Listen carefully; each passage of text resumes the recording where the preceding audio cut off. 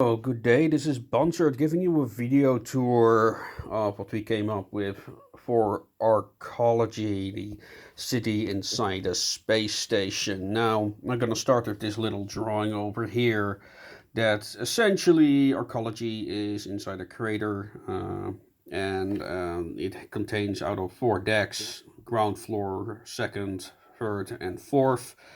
And then, of course, there is the central tower with the measurements in feet. There's a dome on top of that, above which there's a massive machine that's kind of like responsible for the climate in the city. And around the city, there are these support pillars. Now, like I said, it's a crater inside a space station. How that crater comes there, that's a story for another day. However, those pillars are kind of like important because not only do they supply a lot of utilities for the city, like water, like there are faucets in them, and there are like bath houses connected to them, and stuff like that. In some cases, the towers are also inhabited. However, the functional ones, they have like all these lines for oxygen and stuff. So there's all this humid air coming out of the broken ones. As a detail, like the poorest, if you can call it a class. It's not really a class society, but like the new arrivals of the city often end up on the fourth deck. Now, during the day, the machine is running, then the air is warm. However, when it becomes quote unquote night, when the cycle ends, the machine kind of comes to an almost standstill. It starts to cool down. The city becomes very cold, and the humid air, in some cases, can turn even into snow or rain. So yeah, that's kind of what we came up with for the pillars. Now, the tower itself, in terms of the map, it's not very important what it does. However, it is the center of this city, and there's this massive area. This is the bazaar. We kind of like inspired it by a star fortress. It's surrounded by saloon. I mean, the shape is inspired by a star fortress. I mean, the area itself is surrounded by saloons like those over here. These are mostly tents and other establishments. There is not really any cannon surrounding this place, so you've got a lot of liberty in regards on how you want to fill it. Now, the second most important place in regards to the map is this elevator. This is the grand elevator that kind of leads down into the tunnel systems of Hades, where the scavengers get all their material, their food, etc. So this is a very important place, both in a spiritual sense. That's why the altars are next to it. I've got a separate image included in the previews about that place. Cat, go away. And so the pillars are, I mean, these are all suggestions. Nothing of this is in any form important to the canon. So there are these pillars. Like the road system here is folded around the pillar. Here it's kind of like, you can imagine there's all these buildings surrounding the various pillars. As for the roads themselves, these are ways into the tunnel system surrounding the city. They're pretty much pilfered clean, I imagine, at this point. Now you've got this very, very obvious yellow line. That's the periphery. And it's mostly ruin, walls, Xeno jungle, that type of stuff. There's not really a wall. There might be like fortifications. I imagine there are fortifications around the tunnels here because, you know, that's where monsters can come in. Here we have an example of a pillar that's been fortified. In this particular case, number 5 is the Tower of Records. It's not specifically mentioned in the book, but we decided this is actually built inside one of the pillars that was broken down, became unusable, so it's now a habitat. This is the Redoubt. It's one of the oldest structures in Arkology. Before they even got the tower, the first arrivals stayed here and fought for their survival until the founder helped them, well, take in the tower and yada yada yada. So Yeah, and again, it starts inside a pillar, and then they build several towers in a kind of like neo-Gothic style around it. And that's where the oldest tribe now resides. It's kind of like based on the royal family called a dynasty, but that's not. That's here or there. What else? Yeah. So as for the buildings themselves, this is a little bit based on like a Western town, like there's saloons, and as you can see, it leads all the way up to the elevator. I mean, again, there's not really canon apart from this little building here, which is Silverlil's Den. It's mentioned in the story. It's where the characters go for coffee and they're just their daily food supply. Like in this city, like people mostly just sleep inside their dens. Like many of these buildings are like Roman insulas, if you're familiar with them, which basically means there is like a workshop on the ground level, and then above the upper level is like small sleeping quarters where the scavs live. And let's see, if I'm correct, yes, this is Eric's Hall. That is actually an important location. That is kind of like where the scavs form bands. So this is kind of like a meeting place for professionals who go down the elevator, and then um, yeah, so that's why it's also close to the elevators there. It's also bigger than most establishments. I don't really have a shape for it. It's a big saloon essentially. Um, so yeah, it's kind of like, I guess these buildings could be described as a Western town if the Romans built them. I think that's a good one.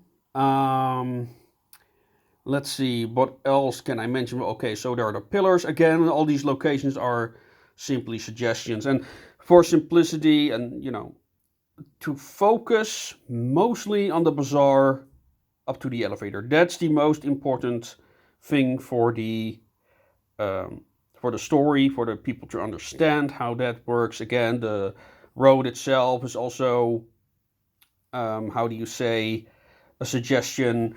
I imagine that there are like sprawling roads leading to particular places in the bazaar, very organically, like a medieval city mostly.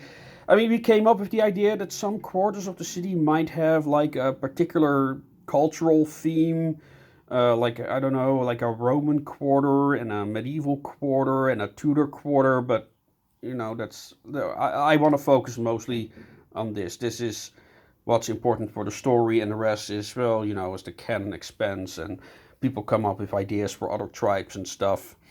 Um, is there anything else of value?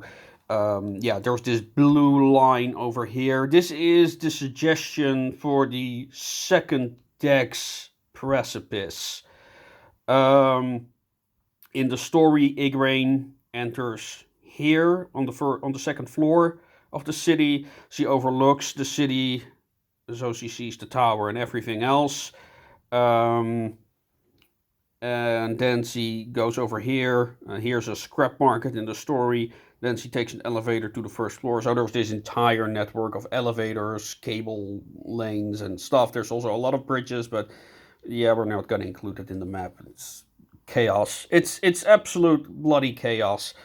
Um, in that regard, that's why it's so hard to come up with a suitable map for this. However, this is important here. Like I said, this is where Igraine enters, and she came from the station, but that will not be included on the map just yet. Then we have one more important location on the ground level, and that's the entrance to the Styx. However, that will be outside of the purview of this map. But maybe we could have like a direction here, like to the Styx or something. Um, because the book is called Bound for the Styx for a reason. Um, so yeah, we've got these saloon-esque Western style buildings over here. These areas are probably more likely to be like medieval inspired, like organically grown cities from people of various cultures, as seen in some of the preview art. The readouts, the where the city began. So this might be like, it might have like all these buildings surrounding it. So it might be like a center of another road network. Let's see. And now I just realized there's not a cave nearby. So if you feel like it, you're free to include one if you want. I should anyway. What else? We're not going to include the other floors. Like I have a whole thing over here, like place like the bird nest that's on the fourth deck. The cradle is on the fourth deck. That's another tribe called the Homecomers. Long story. The garage, that's where the characters in the book live in the last half of the book. Frying pan is a new place, also on the third level. Yeah, and the tunnel to the station that I already elaborated upon earlier. Ares' Hall, the gathering place. The scrap market on the second deck I mentioned. Tower of Records I mentioned. And yeah, the inhabited pillars I mentioned, and the altars I mentioned. The only thing I have not mentioned is Jim's totem, which is, well, it's literally just a totem, and Jim is kind of like the representation of everything bad happening in the city. Jim is kind of like the devil, the like, yeah, he's, how to explain the concept of misfortune, and well, not necessarily evil, but there's a belief among the scavs that Jim is responsible for everything bad. And here in the altars there's all these guardian spirits that um, the the scavs kind of like worship and thank, and ask for their protection at the beginning of their trials in Hades. And here we have Jim's totem. It's a totem pole with nails. Every time something bad happens, they strike a nail inside that totem, so it's like a big bloody porcupine, essentially. Yeah. Anything else about the pillars? Like I said, they provide facilities like water. There's like drinking fountains, bathhouses. I already mentioned that. This place I could mention. This is Miss Styles' Palace, which is kind of like an Art Nouveau building. I don't know how you can depict that on this map, but yeah, it stands out. It's not much. Like, yeah, what else can I mention? Have I covered everything? Have I covered? Yeah, that's the Tower of Records, the readout. I think Styles Palace, the Road to the Styx, the Bird's Nest. It's on the another level. Like, if you can mark it, it might be interesting because there's all these flights of birds going everywhere, birds and aliens and whatever is constantly flying over the city. Like, it's not really a nest, but people call it that because of the amount of birds and dodos and whatever is inhabiting that particular part of the periphery. Yeah, I think I've covered everything. If you've got questions, let me know.